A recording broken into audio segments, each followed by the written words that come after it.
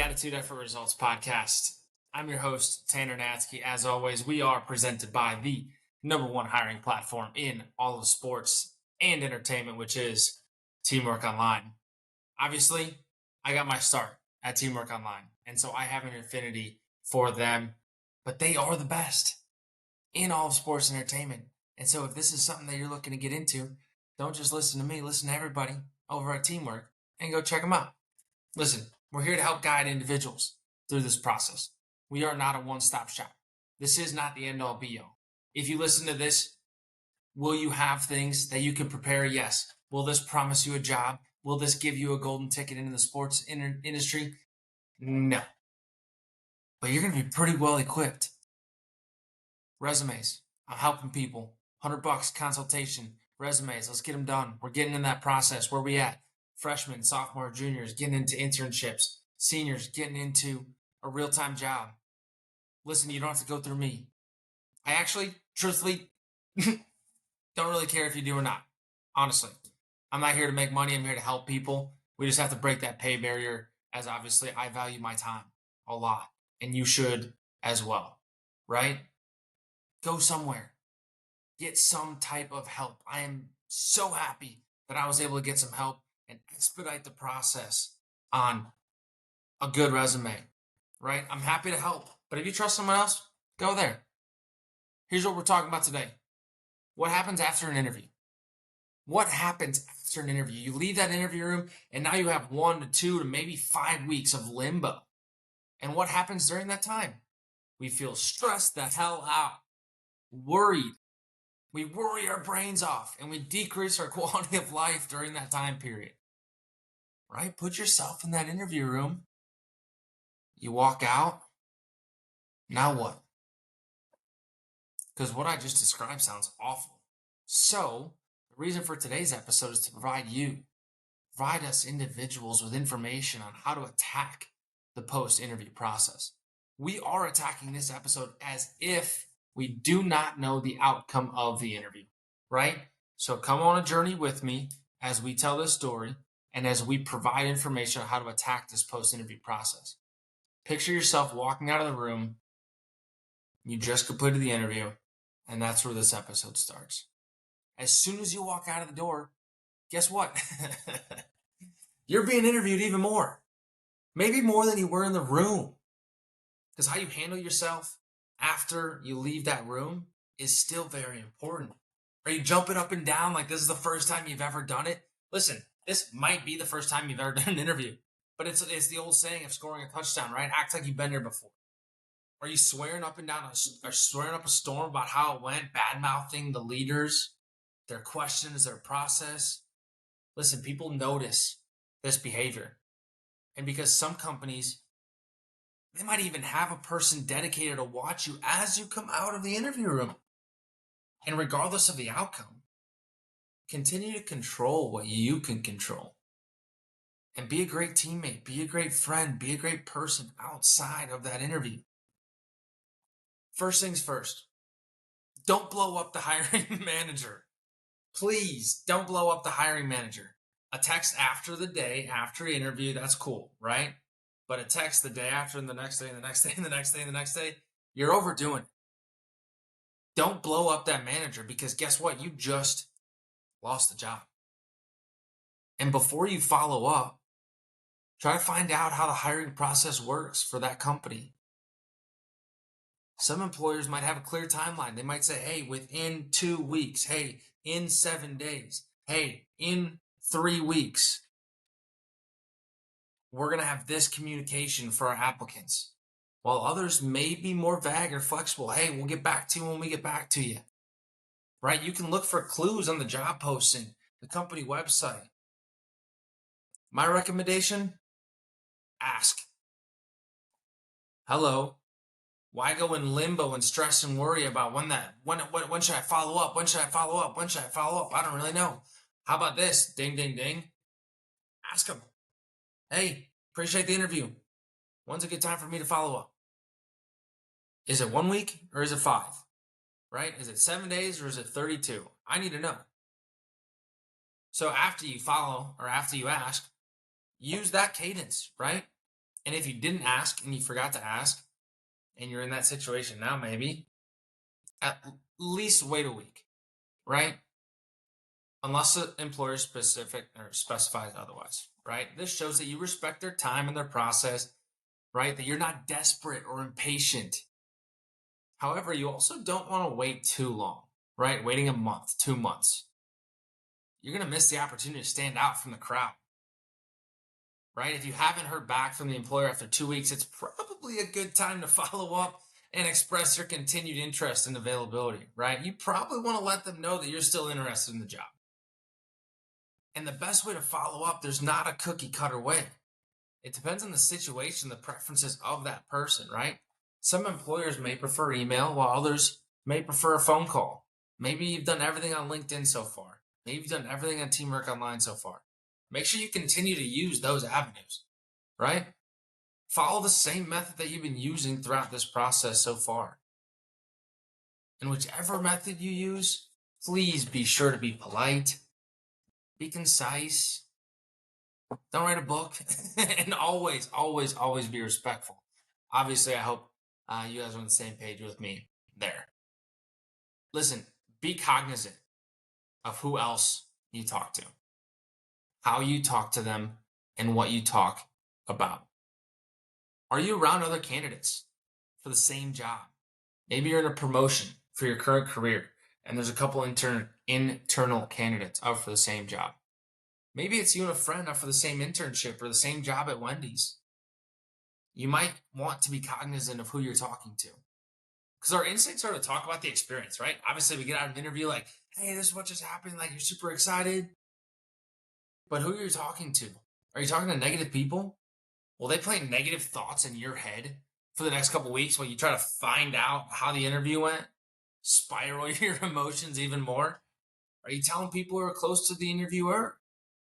Because they're probably most likely monitoring your behavior, reporting back to the company or interviewer.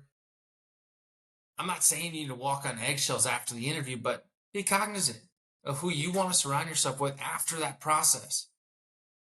Social media after the interview. A study from Career Builder, which was published by CBS News. Yes, we still do research from time to time.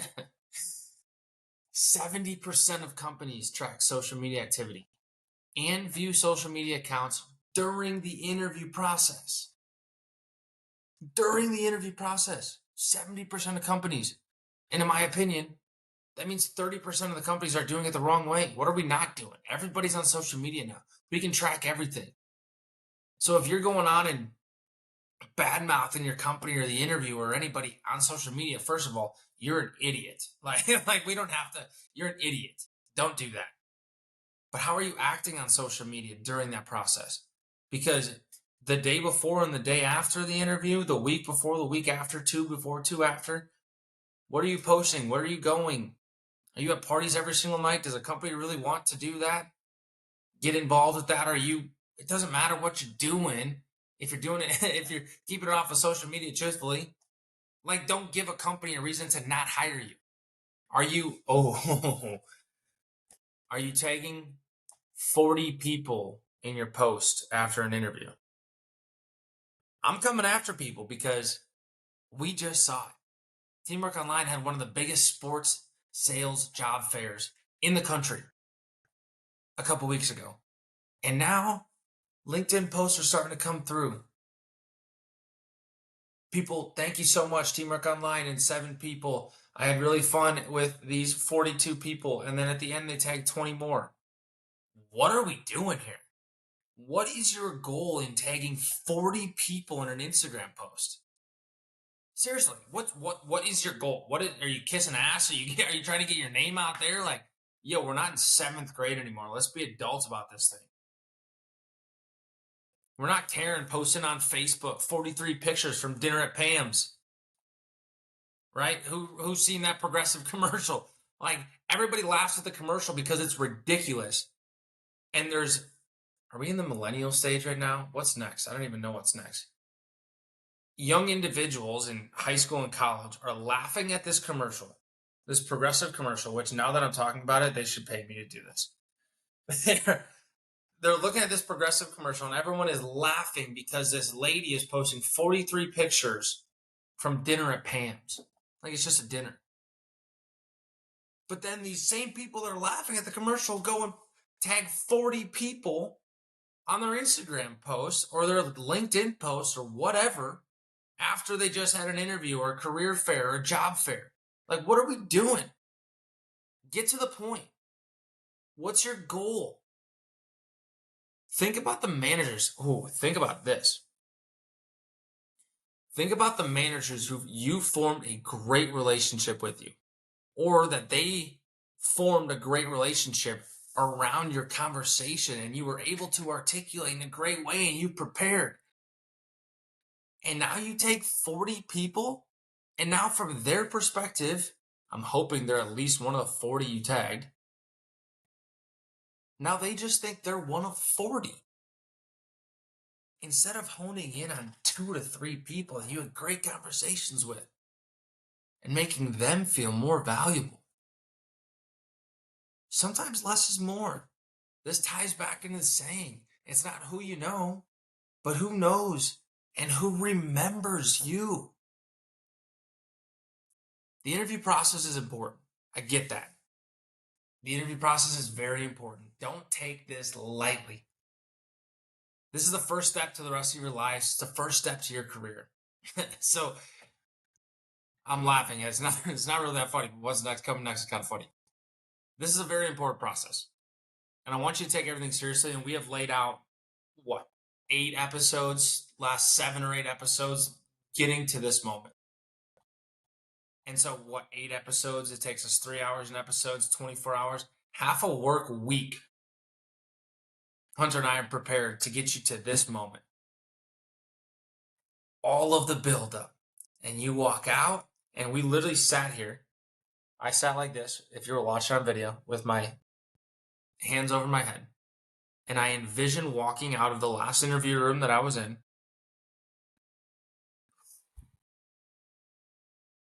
Taking a deep breath and thinking what my first thought was. And my first thought, after 24 hours of preparation, was, let's grab a drink. And guess what? I don't think there's anything wrong with this. You earned it if you're of age. So take some time to yourself.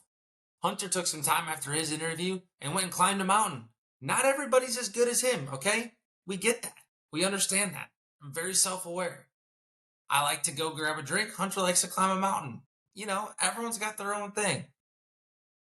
Maybe you want to go home. Maybe you're really good at knitting a sweater. Maybe you really enjoy playing the piano. Maybe you love taking time to yourself, sitting outside, grabbing a book, reading it.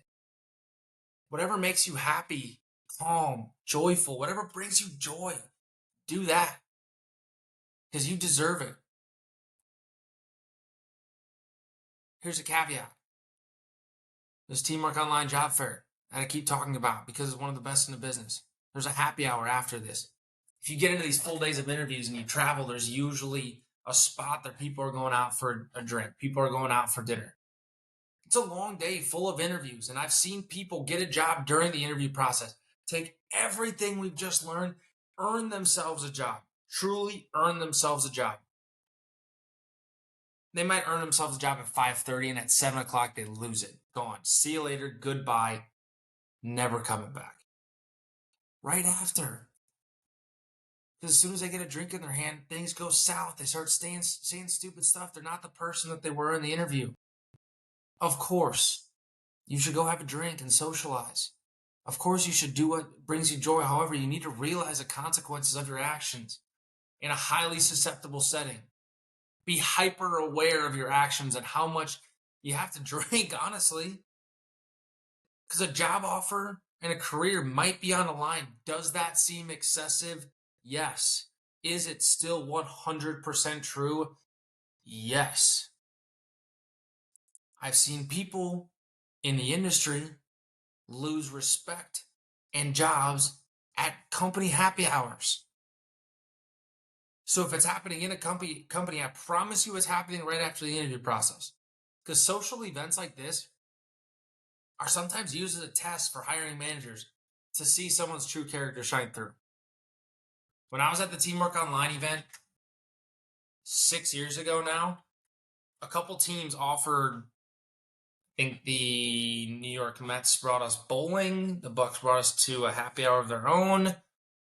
Teams like that bring you to specific places. Jay's talked about the Cardinals bring them to a football game. They have this intense interview stage and process, and then they bring you somewhere where you let your guard down. You're loose.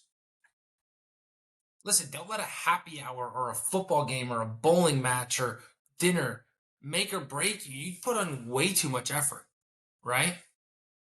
Next thing, privacy. What questions were asked to you?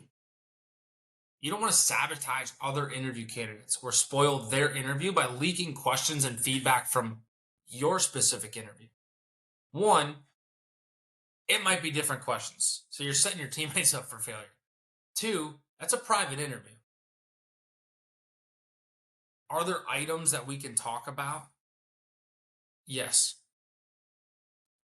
But your hiring managers will catch wind if you're talking about it all the time. And then it'll discredit your accountability. It also paints you as a gossip girl. Wow, that was a great show. Don't judge. I get it. Gossip Girl's a good show. Okay? I like the show. So be it. It'll paint you as a gossip girl. Secondly, it's just not fair to your competition or to yourself. Keep your slate clean. Keep your fellow candidates clean slate, white as snow. Another thing, how it went. If you crush the interview, it's easy to boast about what you did and discourage others by publicly announcing details. Oh, I crushed that thing. Let's go. If you struggle during the interview, it's also easy to ruin expectations or cause worry to other candidates. So be respectful of others' timelines. Keep the details of the interview private, right? First thing most businesses talk about, keep confidential information confidential. Same thing in the interview process. Oh, you guys aren't going to like me because I've said it 3 or 4 times. Nobody listens, so we're going to talk about it again. Handwritten notes, man.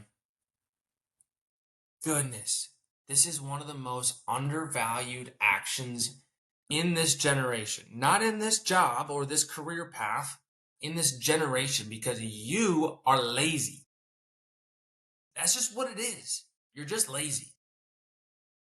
It's so easy to send a text or an email. Hell, I would rather send a text or an email.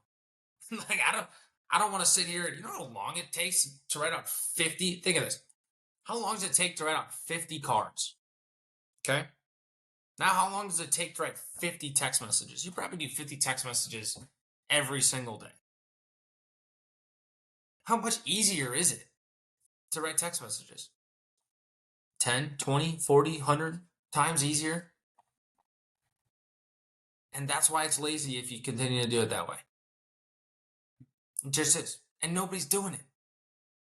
Handwritten notes are a differentiator.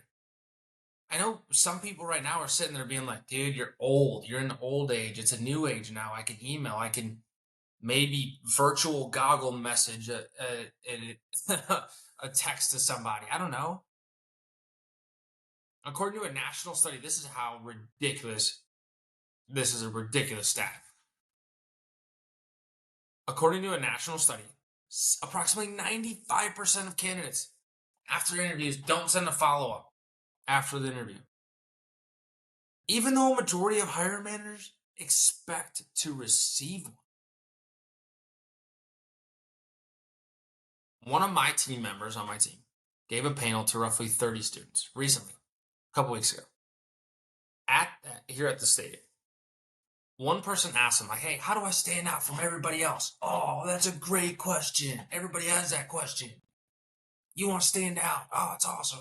Blah, blah. You can see that I'm freaking sarcastic about this because I've been asked so many times.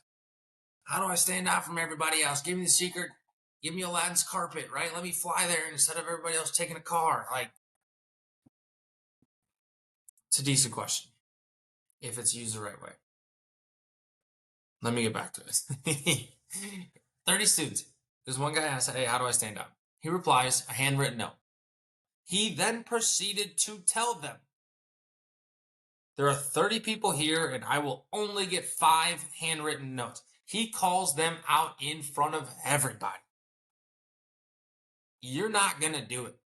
Yo, where's everybody's competitive nature? If somebody looks me in the eye and says, you're not going to do it, I don't care what it is, dude. It could be climbing a mountain. It could be learning how to speak Spanish. It could be eating something that I don't really like. It could be anything.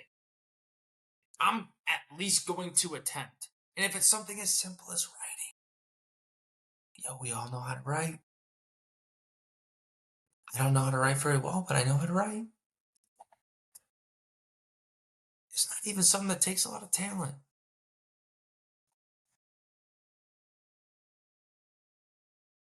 I value my time. Others value their time to tell you how to separate yourself. We are answering your questions, and then we get blatantly disrespected. Because guess how many people have sent my coworker a thank you card? We're probably 2 weeks after the panel. 2 weeks, 10 business days. And at this point, he's gotten 0. 0 thank you cards. Listen, this is not us fishing for compliments. This is how you separate yourself. This is how you get your name in front of managers time and time again. Because guess what? A thank you note allows you to follow up. You send a thank you note 2 days after, it gets there a week after because of the business day. So now it's a week after. Now you can send them an email. Now you can send them a text. Now you can call them, hey, I sent you a thank you note. Did you get it? It gives you a reason to follow up. I could go deeper. We're going to move on. Don't stop preparing for roles, right? Don't get us wrong. You want to fully invest into the interview process. You want everything to go correctly and be very hyper-focused. However, if you're starting from square one, high school students, college students applying for part-time jobs, internships, you should more than likely have, in this instance, more than one egg in each basket, right? You should be applying to Subway and Culver's and Walmart and Buckle. Don't limit yourself to one specific opportunity. Again, take it in the context as I'm describing it. Because if you have not set yourself up for success elsewhere and your desired outcome does not happen, again, the goal of this entire podcast is to help people so their outcomes do happen. But if that one specific job in that one location and that one store and this one, if you only focus everything there, you'll be burnt out, left with no opportunity on the table, right? In a professional sense, this means don't neglect relationships. Don't cut off relationships. Don't burn bridges because you are so focused on one specific career with one specific organization, right? Keep those doors open. I've said it many times.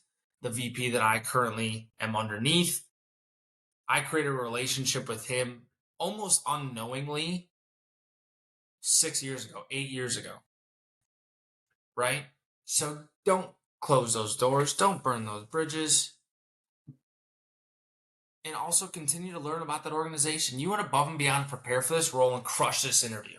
Of course, you're exhausted from this process. However, you haven't reached the end of the road.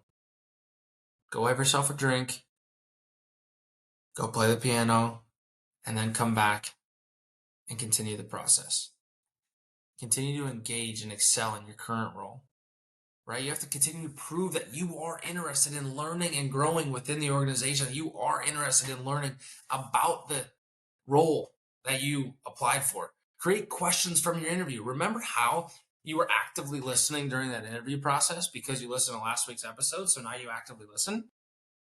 What questions were you unable to answer? What questions would you like to have back?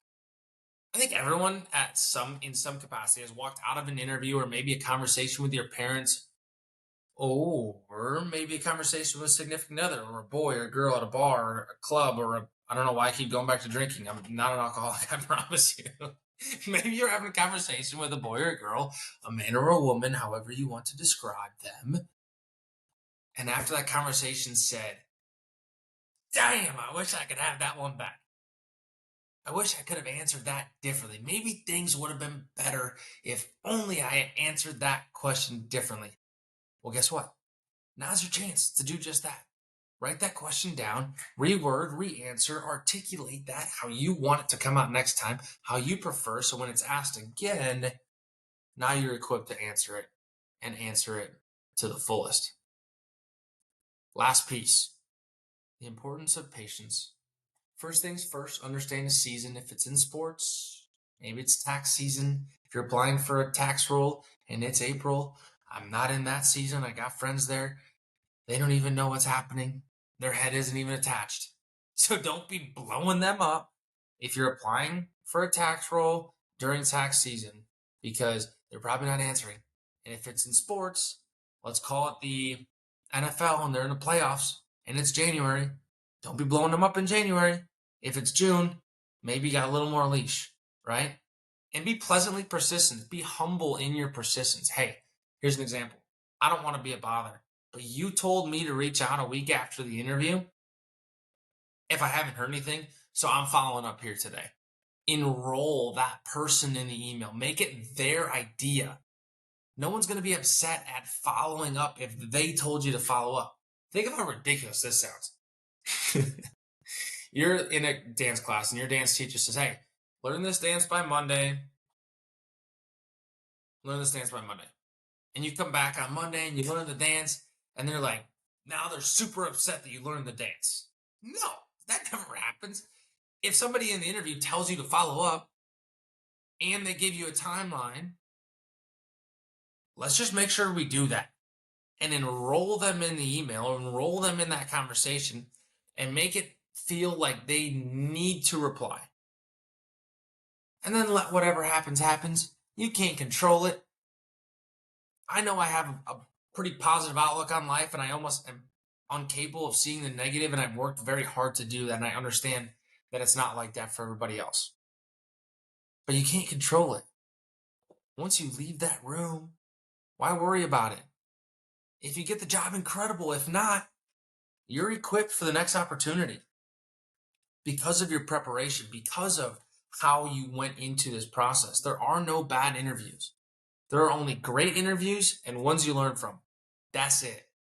Lean on the process as outlined in episodes 29 and 30. If you're well prepared and you crush the interview with 100% effort, then you should be proud of your performance and at peace with yourself. And at that point, I'm be proud of you. This is a tough process. Listen, we're fired up about having the opportunity to share these steps with you, to share these thoughts and insights with you that you can apply to your interview process throughout the past couple of episodes. Again, we're not perfect. Everything we do and say here is based off of our experiences and others' experiences that they told us. We're doing this to shorten the learning curve for you. We can't guarantee a job. What we can do is continue to improve our processes together and implement new ways of thinking to elevate ourselves above our competition. As always, subscribe, share this episode, give me a rating, let me know the good, the bad, the ugly, and give someone else the opportunity to hear about this, right? Follow all of our social medias because Kaylin, again, she's really good at what she does. And it's been awesome to see how engaging our audience has been as we just continue to blow through the ceiling in terms of engagement with these reels. So keep sharing those. Let everybody else see what's going on. Let's inspire others and continue to grow together.